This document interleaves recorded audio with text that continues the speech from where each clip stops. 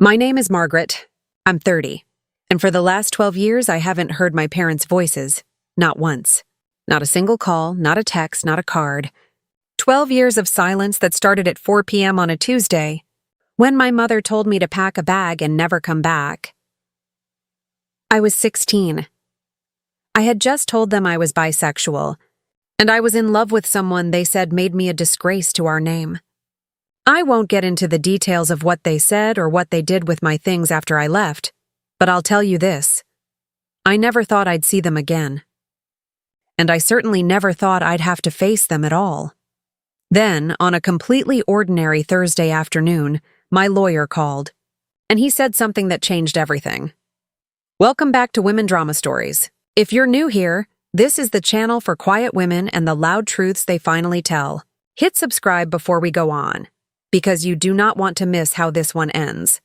So, to set this up, I need to tell you what happened in those 12 years, because the part where my lawyer called them first didn't come out of nowhere.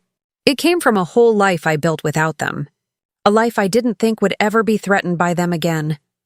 When I left home at 16, I had maybe $300 in a backpack and nowhere to go.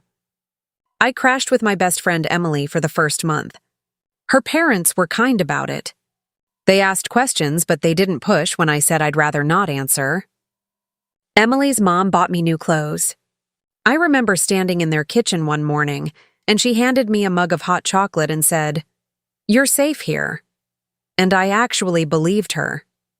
After that first month, I knew I couldn't stay. I didn't want to be someone else's burden, and I was old enough to know that gratitude can only stretch so far before it starts to feel like debt. So I found a part-time job at a coffee shop on weekends and picked up whatever shifts I could find during the week. During the day, I went to school. I had a guidance counselor, Ms. Rivera, who sat with me after class one day and didn't say much, but she helped me figure out how to apply for early graduation. She told me I was too smart to waste energy on people who didn't want to understand me. I was angry at first. Then I was grateful. I graduated 6 weeks early, in February of my senior year. My parents didn't show up. I didn't expect them to, but Emily's parents came, and Ms. Rivera came, and for the first time in months, I didn't feel like I was drowning. I worked full-time after graduation. Coffee shop by day, bookstore at night. I was saving everything. The goal wasn't to forget about architecture, even though plenty of people told me to pick a trade instead. The goal was to get out of the situation where I had to ask anyone for anything. I was 18 years old and I was done with depending on people. For context, my family isn't wealthy, but they're comfortable. My father's an accountant. My mother handles HR for a hospital network. They're the kind of people who care deeply about what other people think, which, looking back, explains a lot about why my coming out felt like a bomb going off in their house. My older brother Daniel was the golden child. Good grades, sports scholarships, got married to a woman my parents approved of, had kids, the whole picture. And then there was me, the unexpected second child, 6 years younger, who turned out to be bisexual and dating a girl my parents decided was the wrong kind of influence. My grandmother, though my dad's mother, she was different. Her name was Eleanor. She lived 3 hours away, in a little house she'd owned since the 70s, and I only saw her a few times a year. But after I left home, something shifted. She called the house, and my parents told her I was gone. She called me at Emily's place a week later. Somehow she'd gotten the number. She said, "Hi, Margaret, it's Eleanor. I don't know what happened exactly, but I know my son, and I know he can be pig-headed about things that don't matter. I want you to know that if you need anything, you call me." I didn't call her for 3 months. I was too proud and too convinced that accepting help meant I'd failed at independence. But she called again, and eventually she invited me to visit. So one Saturday in April, I took a bus 3 hours to her house. Eleanor's house was small, brown, with a big oak tree in the front yard and what seemed like thousands of books inside. She made me pasta and didn't ask too many questions at first. We just talked about school, about what I wanted to study, about why architecture had called to me since I was 7 years old. At the end of that visit, she handed me an envelope with $500 cash inside and said, "This is for a start. You're going to college and you're going to be extraordinary, and your parents' foolishness isn't going to be the thing that stops you, I cried. I remember sitting in her kitchen crying, and she just sat across from me, drinking her coffee, letting me fall apart for a minute before pulling myself together. For the next 12 years, Eleanor was my family. She wasn't a replacement. She was a choice, and that meant something different. She helped me get into a good state school. She called me every Sunday at 6 p.m. like clockwork. She came to my graduation. And when I got my license as an architect, she threw me a dinner party with 12 people I loved. And I remember her raising her glass and saying, "Here's to Margaret, who was told she couldn't be herself and decided to build a life where she could be anything." She died 3 weeks before my 30th birthday. Heart attack. No warning, I was devastated, but I was also angry. Not at her for dying. At time for running out. I'd been planning this trip to see her for months, and then she was just gone. At the funeral, my parents were there. It was the first time I'd seen them since the day I left. My mother cried. My father looked gray and tired. My brother Daniel was there with his wife and their kids who I'd never met. The kids asked Eleanor's neighbor who I was. I heard the neighbor say, "That's Eleanor's granddaughter," and something in my chest just broke open and sealed back up in the same second. After the funeral, a lawyer contacted me. Eleanor's lawyer. Her name was Victoria, and she had an English accent, and she told me that Eleanor had left me her house, the land, and the money that came with it. Approximately $670,000 plus the property. The will was ironclad. Eleanor had been very clear about what she wanted. I was 30 years old, and I suddenly had roots. I had a home. I had the thing I'd been building toward for 12 years, except it came from love instead of my own effort. And that meant something I can't quite explain to people who haven't felt it. For context, my parents are not wealthy by inheritance standards. They have savings, they have a comfortable life, but they don't have anything like $670,000 just sitting around. And Eleanor's house and land in the town where she lived were worth another $350,000. So when her will was filed, my father's side of the family saw the numbers. My brother Daniel called me.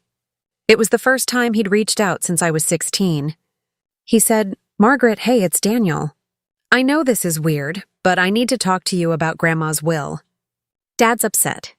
He thinks some of that money should come to the family, that she wasn't in her right mind or something. Can we talk about maybe handling it differently?" I didn't yell. I didn't cry. I just said no and hung up. But that call spooked me. Because I realized that Eleanor's death had created a situation where my parents could actually affect my life again if I let them. And I'd spent 12 years making sure they couldn't. So I called Victoria, my lawyer, and I asked her what my options were. She was very straightforward. She said, "They can contest the will, but they'll lose." Eleanor was examined by a doctor just before she made the changes to her will 3 years ago. Her mental competency was documented. They have no legal standing. However, if you want to avoid years of grief and legal fees, you could offer them money. A settlement. Sometimes that's faster. I asked her, if I don't offer them anything, if I just let them try to contest it, what happens? She said, they lose. And they pay their own legal fees. And you move on with your life.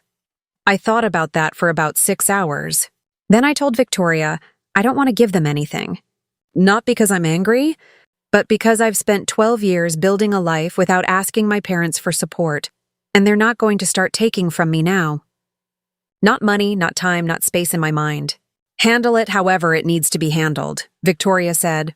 All right, I'll draft a letter to their lawyer that makes clear you're not settling, and we'll wait to see if they actually file. Most people don't, when they know they're going to lose. But they did file. 2 months later, Victoria told me my parents and brother had hired a lawyer and officially contested Eleanor's will. The grounds were mental incompetence and undue influence.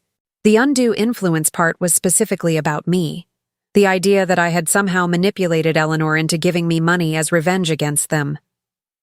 That one hurt. I'm not going to pretend it didn't. Because it meant they believed I was capable of that kind of cruelty. that I would have used our grandmother as a weapon against them. And they said that about me without hesitation. I remember sitting in Victoria's office reading the filing, and I just felt cold. Not sad cold. Cold like clarity. I said, "What do they want?" Specifically? Victoria said, "They want the will invalidated, or a portion of the estate split with your father. They're also requesting that the court examine Eleanor's medical records, and if she's deemed incompetent, they want a guardian appointed retroactively for her assets from the last 3 years. What they were really saying was, we want proof our mother wasn't thinking straight when she decided you deserved her life savings, and we didn't."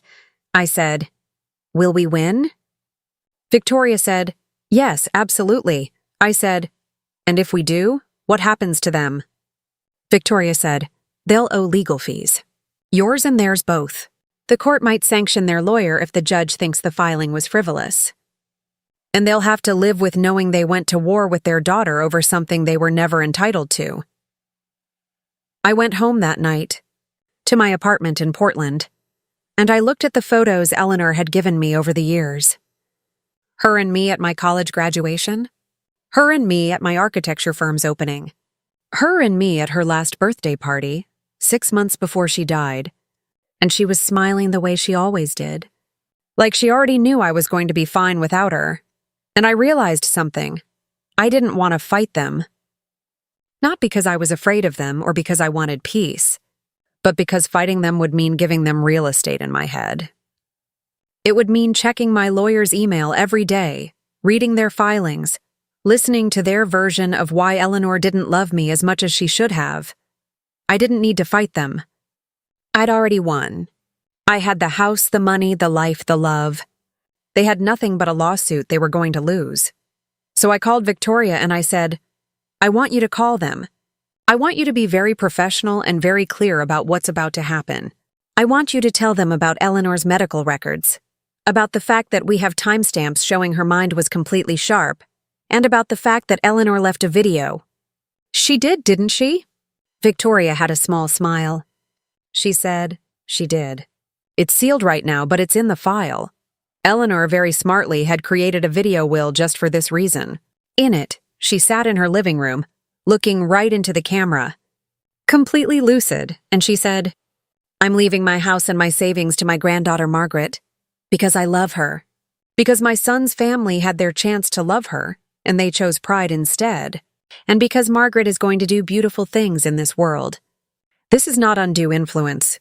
This is a grandmother's choice. I hope my son comes to his senses. But my money comes with me.' I'd never seen the video. Victoria had only mentioned it in passing, but when I heard about it, I felt Eleanor's hand on my back one more time. I said, 'Call them. Tell them everything. Tell them we're not interested in settling. Tell them about the video. And tell them that if they want to keep going, they're going to lose publicly, they're going to owe money, and then they're going to have to read a transcript of their mother saying she gave me her life because they failed to love me.' Victoria said, 'That's a power move.' I said, 'No, that's the truth. I'm just making sure they hear it.' So Victoria's office made the call. They called my father's lawyer on a Tuesday. Victoria told me later that she was very professional, very measured. She explained the medical records. She explained the video. She explained that any judge was going to take one look at Eleanor's clarity and side-eye the hell out of the contest filing. And then she said, 'My client is open to a settlement, but only if you withdraw the filing immediately. If you move forward with this, she will not only win, but she'll be deposed in open court and your client will hear, in legal proceedings, on record, why his mother loved his daughter more than she loved him.' I don't know exactly what was said after that. Victoria's office doesn't tape calls, and she told me she stayed professional throughout. But I do know what happened next. My parents' lawyer sent a withdrawal letter 3 days later. The filing was dropped. No settlement, no money paid, nothing. They just walked away. The will stood. I kept everything. What I didn't expect was what came next. A week after the filing was dropped, my phone rang.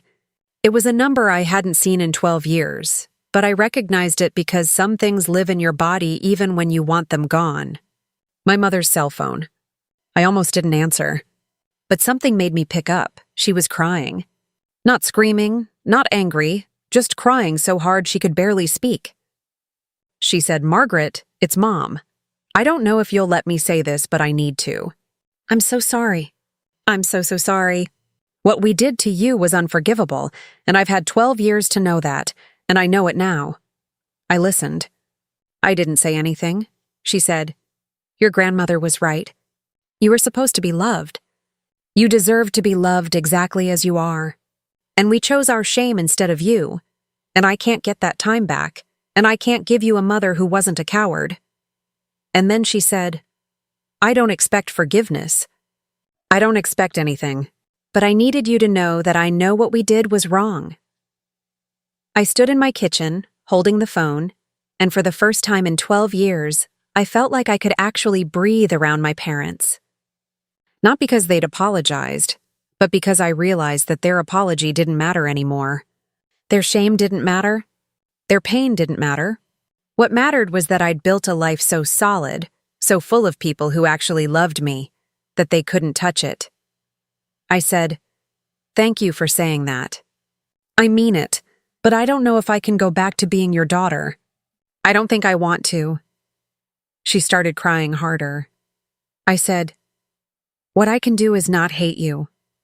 And maybe someday we can have a different kind of relationship, but it's not going to be what it was. You had that chance and you let it go." She said, "I know." And I hung up. My father didn't call. Daniel didn't call. I didn't expect them to. My mother called again 2 weeks later and we talked, sort of. It was stilted and painful, and I kept my distance. We exchanged a few emails over the next few months. She asked about my work. She asked about the house Eleanor left me. She never asked about my partner, though she knew I had one. She was trying, but trying isn't the same as changing. And I'm tired of meeting people halfway.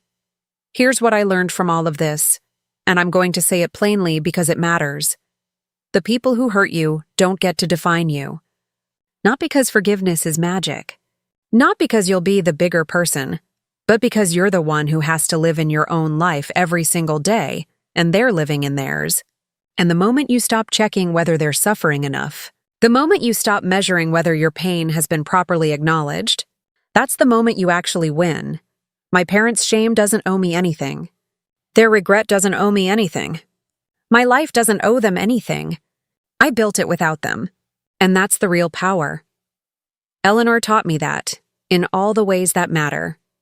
A few of you have asked what's happening with my parents now. So here's the update. My mom and I exchange messages on holidays and birthdays. It's friendly enough, but there's a wall there, and I like that wall. It keeps us both honest about what we are to each other now. My father has never reached out. I heard through Daniel that he went to therapy. I don't know if he's genuinely working through what he did or just trying to feel better about himself. Either way, it's not my job to find out. I live in Eleanor's house now, and I use it as my home base and my office. I'm building architectural projects across the Pacific Northwest, and I'm using Eleanor's philosophy about groundedness and legacy to shape my work. I'm also with my partner, Sarah, and we're talking about getting married next year. And if it sounds like I'm happy, it's because I am. Not because my parents finally apologized, but because I decided a long time ago that I didn't need their permission to be. So here's what I want to ask you. When someone who hurt you finally tries to make it right, how much of yourself do you owe them? Where do you draw the line between healing and just avoiding your own pain? Tell me in the comments.